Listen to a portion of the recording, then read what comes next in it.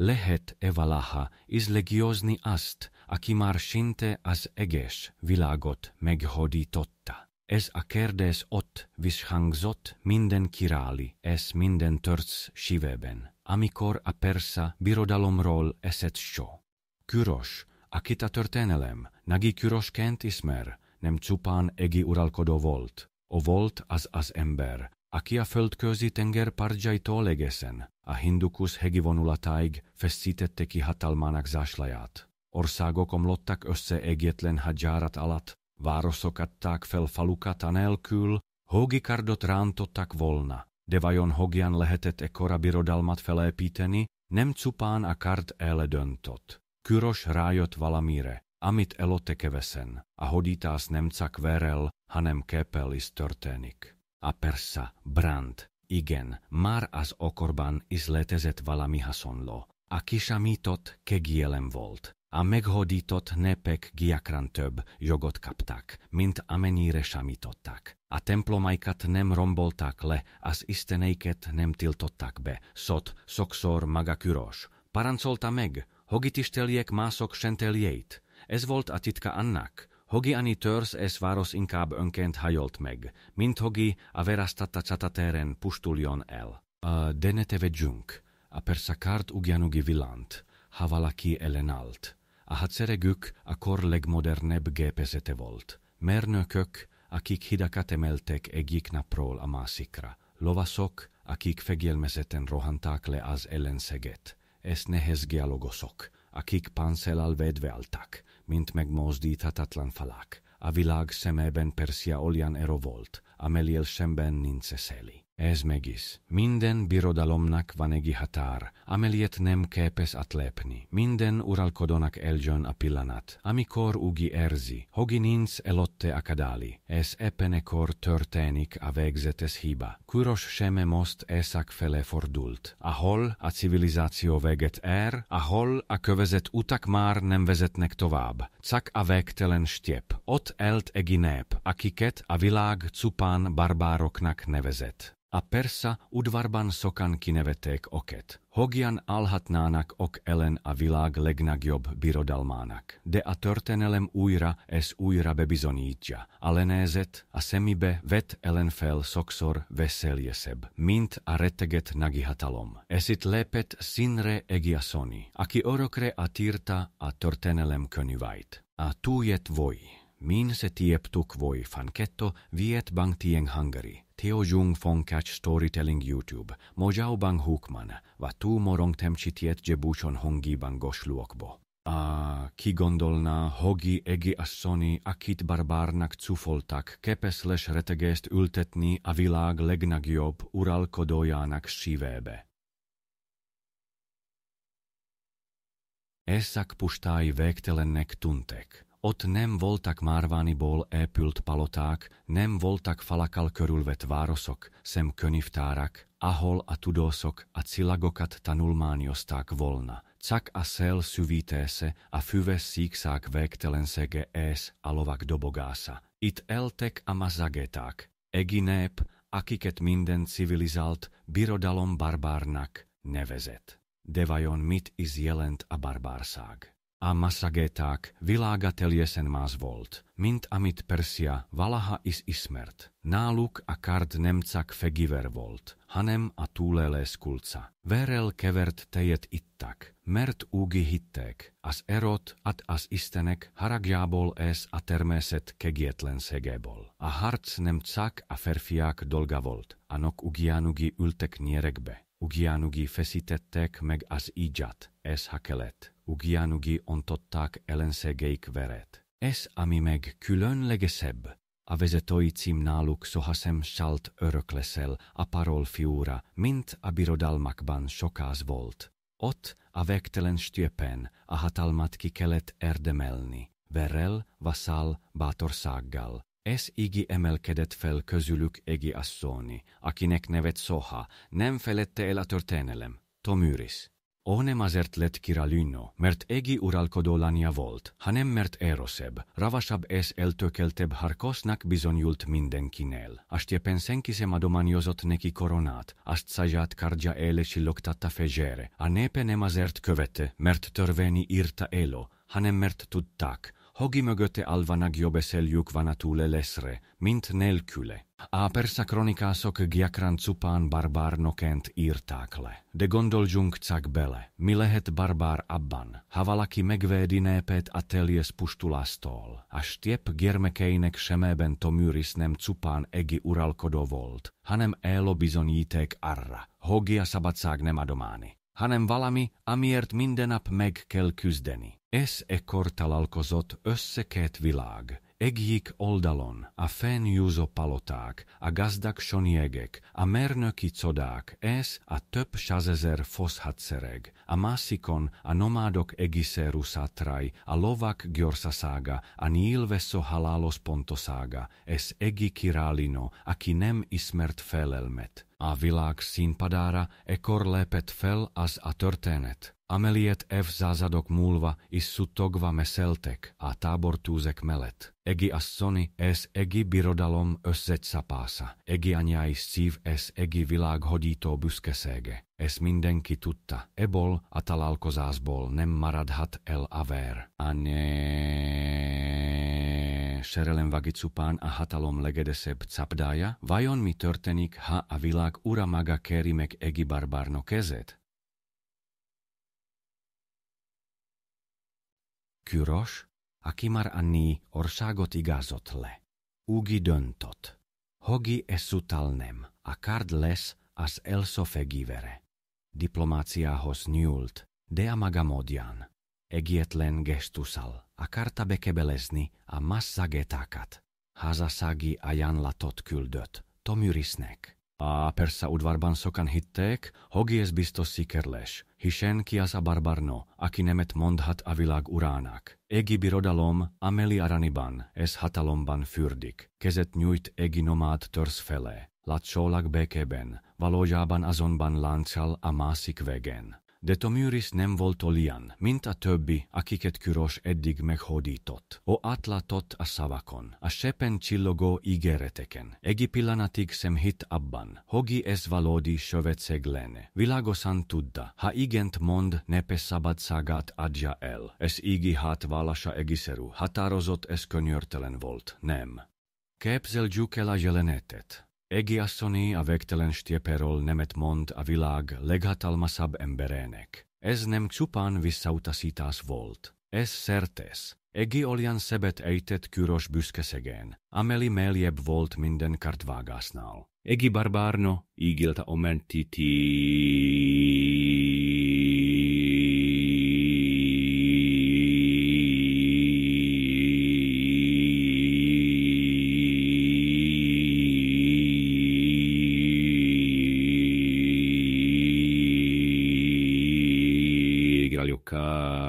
Ettől a pillanattól kezdve a történet már nem a hódításról szólt, nem arról, hogi Persia északi határát kitolja a pustákig, hanem semelies ügyé vált. Küros számára Tomyris nem csupán egi királino volt, hanem egi kihívás, egi árnyék a diadalmenetében, egi folt a világuralom makulátlan zászlaján.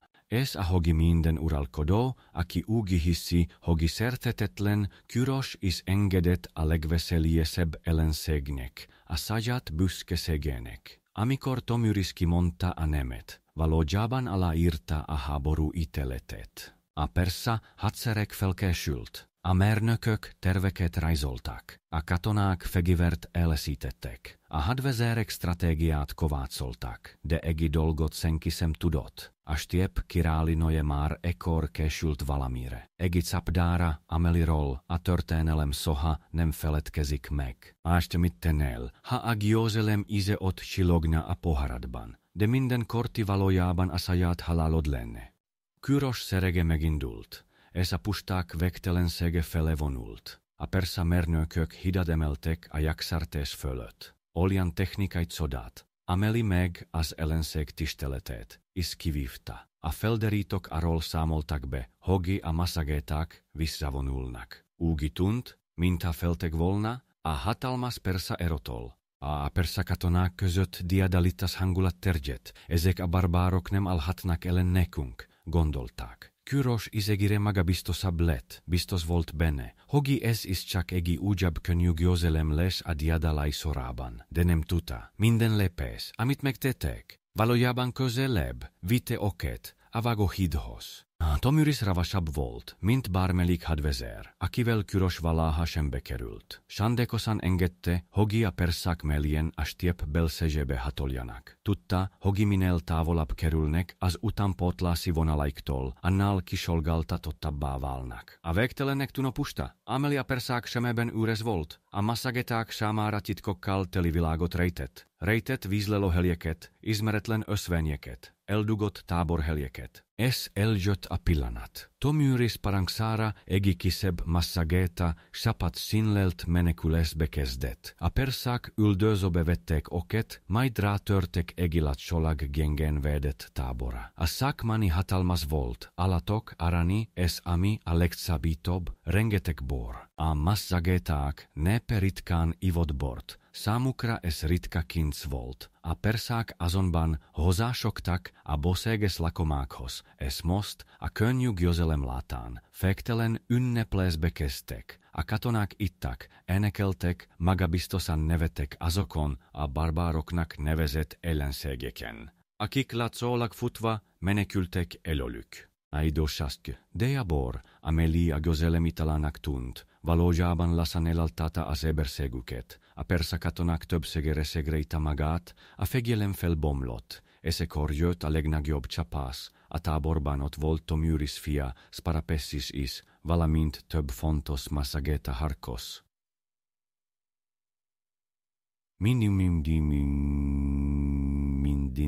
Mindannyian foglyul estve. Ez nem volt véletlen. Ez is a Királino tervének része volt. Tudta, Hogi ha fia fogságba kerül, akkor Kyrosnak lesz egi aduása. Ez a maga egi indoka a könyörtelen bosszúra. Kyros azonban nem látta át a játszmát. Azt hitte, Hogi túszai réven szarokba sorította Tomürist. De valójában éppen akkor szétállt bele a hálóba, amelyet a Királino hónapok óta sott. Ez a szorszkereke megindult, lassan, de könyörtelenül. A borral, a szakmánnyal és a foglyokkal kezdődött minden, de a történet végén csak vér. Gyászes bosszú marad. Anito, mi lehet nagyobb fájdalom egi Királinonek? Elvezíteni a trónját, vágni a saját vérét, a gyermeket.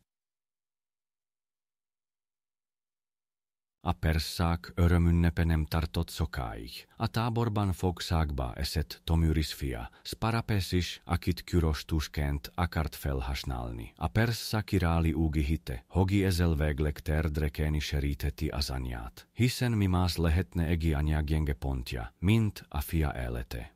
Tomüris üzenetet küldött, kérlelte Kyrost, adja vissza a fiát, szerebe meg a seregenek egi harmadát, és hajlandó lett volna felajánlani. Egi ilyen ajánlat önmagában döbbenetes volt. Egi Királino kés áldozatot hozni, Hogi gyermeket megmentse, de a szorok mögött ott lapult a valódi játszma. Tomüris tudta, bármi tesz is Kyros, végül a nyer. Ha visszaadja a fiát, akkor egi anyja hálájával szabad kezet kap a bosszúra. Ha nem adja vissza, akkor a világ szemében Kyros lesz a kegyetlen szarnok, aki meg egi anyját is megtagadott. Ez pszichológiai hadviseles volt meg a catatér elot. De Kyros mamorosan a korábbi diadaloktól, a borgoszétól, a goktól, amely már minden döntését áthatotta, rosszul választott. Nem adta vissza Sparapessist. Úgy döntött, Hogi túsként tartja meg, abban bízva. Hogi ezzel megtörheti Tomüris akaratát. Csak Hogi nem ismerte a Massagéták világát. Náluk a halál dixoszek, a fogság pedig a legnagyobb szegien. Sparapessis, aki tudta, Hogi fogságban tartják, nem engedhette meg magának, Hogi anya ellen forduljon, vagi Hogi szegien foltot hocon a nevére. Ez ezért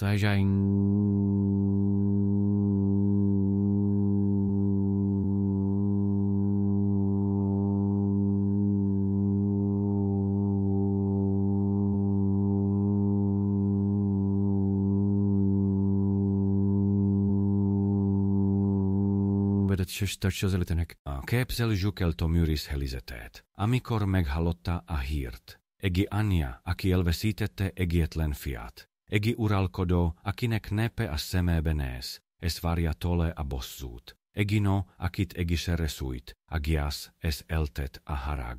Ez a pillanat volt az, amikor a történelem kereke megfordult. Tomyris könnyei vére változtak. Fájdalma könyörtelen elszántsága edződött. Most már nem pusztán a szabadságukról vagi, a túlélésükről volt szó. Ez sem eljes lett, ez verbosul lett. Ez mindenki tudta, amikor Egi Anja megesküsik a bosszúra, annak a világnak, amely ellene áll, nem marad irgalom. Emne, mite Egi fenyegetés, ha az verel van megpeksetelve, ez mite Egi Anja haragja, ha azt a fia halala táplálja.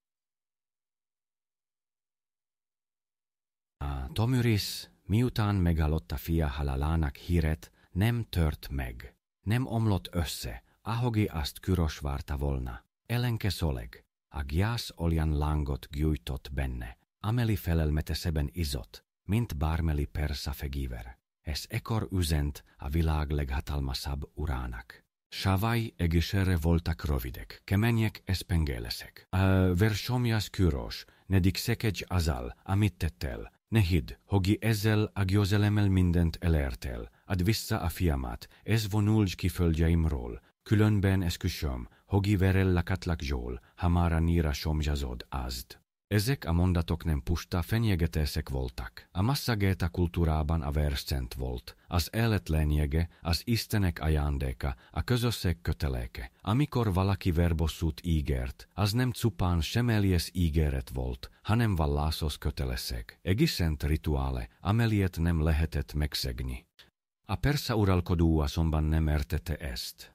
Samara Tomyris savai barbar kiáltásoknak tűntek, amelyek mögött nincs több, mint duh és gyász. De valójában minden szó Egi ígéret volt, amely hamarosan 20 ver valósága vált. A Tomyris nem csupán hadat üzent. Magát a szorszot hívta ki. A puszták népenek törzseit összehívta, szövetséget kovácsolt. Férfiak és nők, ifjak és venek, mind Egi zászló alá gyűltek, hogy teljesítsék király nagyjuk fogadalmát.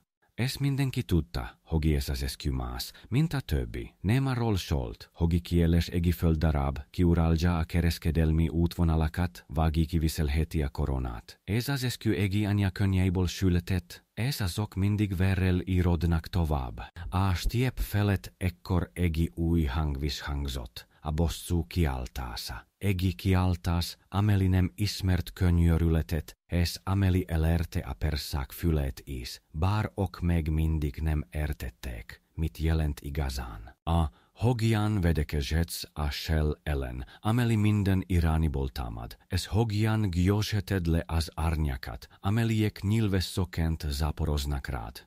In máos di dus. A persze hadsereg magabiztosan nyomult előre, mintha a világ minden sarka az övék lenne. De a stiepen más törvények uralkodtak. Ott nem a falak vették az embereket, hanem a lovak gyorsasága, a nyilvesszó pontosága és a terep ismerete. Tomyris ekkor hívta össze a törzseket, nem csupán a saját népet, hanem más nomád közösségeket is, akik évszázadok óta éltek a pusztákon. Ezek a harkoszok nem voltak reguláris katonák, nem ismerték a fegyelem vaskos szabályait. Ok a szel gyerekei voltak, akik nyerekben születtek, és ígyal a kezükben nőttek fel. A cata helisínét Tomyris maga választotta ki, Egi folyóátkelő közelében, ahol a persza seregek mozgása korlátozott, a visszavonulás pedig szinte lehetetlen volt. A stiep uralkodó nője pontosan tudta, ha a perszák ott kerülnek sembe velük, minden elonyuk semmivel lesz. Ez akkor megérkezett a vihar. A masszagéta lovasízsások minden irániból razúdultak a persza hadra. Nyílak záporoztak az égból, mintha maga a puszta bosszúja hullott volna alá. A persa nehéz gyalogosok, akik eddig minden szatában győzelmet arattak, most tehetetlenül emelték passzaikat. A nyílak átütötték a páncélt, a lovak pedig gyorsabbak voltak, mint bármely persza üldöző.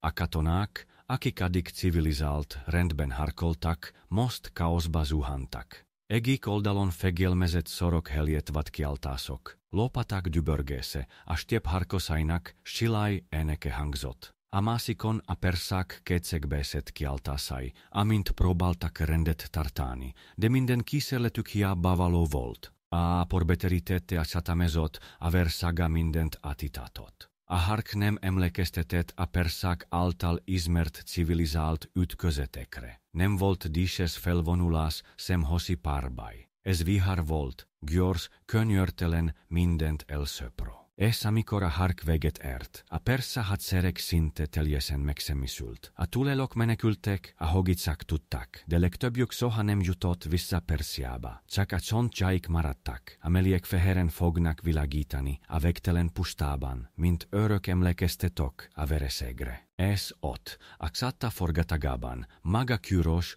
is elesett. Hogian, azt a történelem homali fedi. Egiesek szerint Egi Nilvesso végzett vele, mások szerint kétségbeesett roham közben esett el, de Egi dolog biztos. A világ legnagyobb hódítója a stiepen lelte halálát. Mit ér a világuralom, ha egyetlen Nilvesso, egyetlen pillanat elég ahhoz, hogy porba döntse mindazt, amit felépített el. A Sataveres forgatagában, ahol a poresa kiáltások egyetlen, örvényiként kavargtak, ott állt Kyros, a birodalmak ura, a férfi, akitől féltek, akit tiszteltek, akit legjobbjetetlennek hittek, és mégis ott, a stiepszívében, egészerűen emberre lett, emberre, aki sebezhető, aki ugyanúgy verzik, mint bárki más. A történetírók máig vitatkoznak, hogyan halt meg pontosan. Egiesek szerint Egi Massageta Nilvesso fúrodott testébe, amely megállította a birodalmak építőjét. Mások szerint utolsó kétségbeesett rohamot vezetett, mintha meg egyetlen pillanatra vissza, akarta volna, venni dicsőségét. De ott, a harci zajban, elesett. A valóság talán sosem lesz teljesen ismert. Ami biztos, a persza hadsereg, amely addig hegeket mozdított el, most darabokra hullott. A katonák, akik büszkén követték urukat, szétsoródtak, és legtöbbjük sosem tért vissza otthonába. A Csata tér tele volt holttestekkel, a persza birodalom büszke harkosainak maradványaival, akiket a stiep elnyelt, mint az óceán a hajótörőteket. És amikor végül a szent leereskedett, a puszta horizontján már nem persza zászlók lobogtak, csak a hollók károgása, és a szél szűvítése maradt. A világ legnagyobb hódítója elesett, nem városfalak alatt, nem paloták árnyékában, hanem a végtelen stiep szívében, Egino bosszújának viharában. Ez volt az a pillanat, amikor a világra ébredt. Nincs olyan birodalom, nincs olyan uralkodó, aki örökké élne. Minden hatalom, legyen bármilyen félelmetes, egyszer megtörik. Ez Kyros bukása a legerősebb figyelmeztetés volt mindenkinek, aki azt hitte, hogy az Egik érhet. El tudod képzelni, hogy Egi levágott fej, verbe mártva örökre megváltoztatja a történelem menetét? A Csata véget ért, a persák elestek, és maga Kyros is a földön feküdt. De Tomüris számára a győzelem önmagában nem volt elég. Az oszcívében ott tombolt Egi Aniagiasa, amelyet csak a bosszú telíthetett be, és ezért parancsot adott harkosainak. Kutasszák át a halottak tömegét. És keresek meg a világ urának tesztét. Nem volt könnyű feladat. Ezrek és ezrek feküdtek a Csata téren. Perszák és Massagéták végészen. A holttestek között alig lehetett eligazodni, de végül megtalálták a királyok királyát, a birodalom atügyát. Kyros teste ott hevert, ahogy bármely egészerű katona, már nem fényes páncélban, hanem halálos csendben. És ekkor jött el az a pillanat, amely miatt Tomüris neve örökre beíródott a történelem legsötétebb legendái közé. A királynő Egi borosztömlot töltetett meg emberi verrel, persze verrel, azokéval, akik vakon követtek urukat a halálba. Ez nem puszta kegyetlenség volt,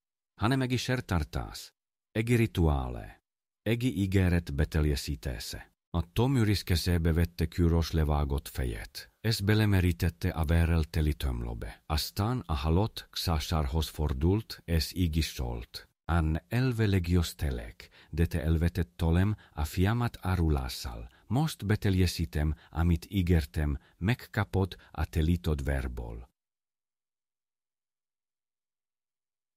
Es a jelenet nem dühkitöres volt, nem pillanatni orület, es hideg, kisamitot mektorlas volt, ameli túlmutatott a halálon. A massageta hit szerint aver az élet lényege, es aki igihal meg, annak lelkesosem talál nyugalmat. Tomyris ezzel a tettevel nem csak megbüntette Kyrost, hanem örökatokkal is sustotta. A túlelo perszák, rémülten viték, haza a hírt. A világ legnagyobb uralkodójának fejet verbe folytotta Egino keze. A kereskedők, akik a catateren jártak, szutogva meszeltek tovább, amit láttak. A legenda íginott nagyobbra, mint maga a valóság. Ez a tól a naptól kezdve Tomyris neve nem Xakegigiostes Királino neve volt, hanem a bosszú, a felelem ez az igazság szimbóluma is. Ai ki a barbár, ez ki a civilizált, ez vajon ki dönti el, melyik történet marad fenn az örökké valóságban, a tostály di tontáritam.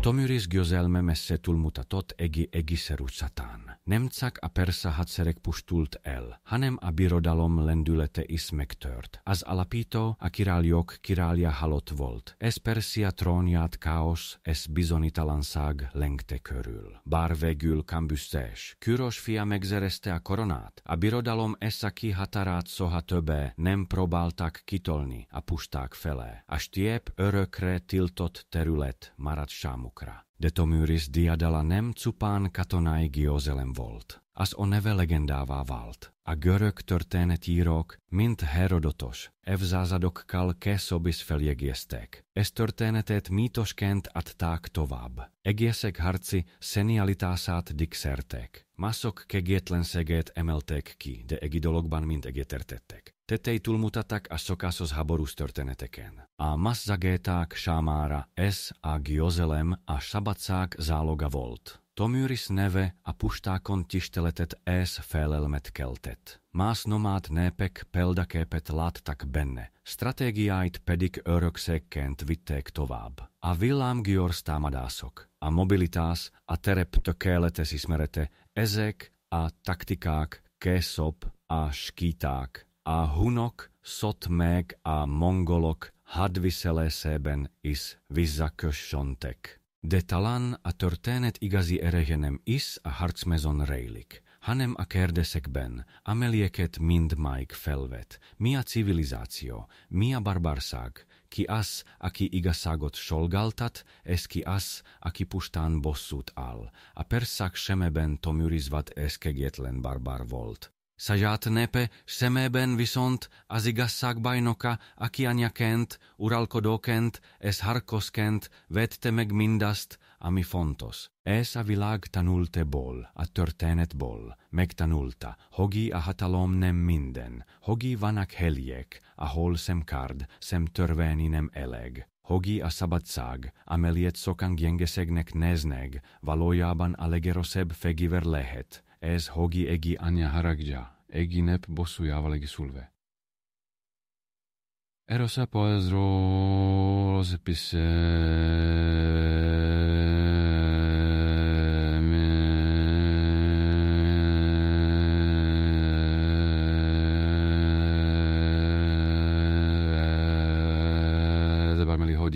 Ma is vitatkoznak a történések, mennyire igaz a legenda. Lehet, hogi a valóságmas volt, lehet, hogi egész részleteket eltúloztak. De egi biztos, a történet ereje velünk el. Ez minden alkalommal, amikor felmerül a kérdés, hogi a hatalom meddig terjedhet. Ez hogi a bosszú lehet-e igazság. Tomyris neve ott visszhangzik a történelem lapjain. O volt az a királino, aki leggyőzte a világot. Ez, aki örökre bebizonyította, néha a legnagyobb erő ott rejlik, ahol a civilizáció csak káoszt és barbárságot lát.